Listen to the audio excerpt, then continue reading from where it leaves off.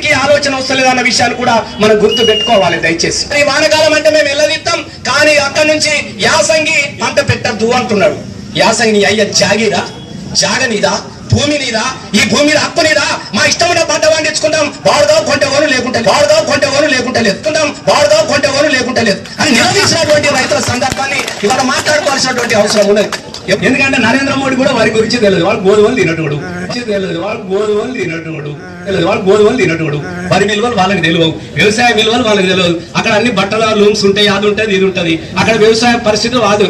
దేశాన్ని వెళ్ళినోనికి వ్యవసాయం తెలియదు, వాళ్ళకు ప్రతినిధిగా ఉన్నటువంటి పార్లమెంట్ సభ్యునిగా ఉన్నటువంటి బీజేపీ అధ్యక్షుని కూడా వ్యవసాయం గురించి తెలియదు.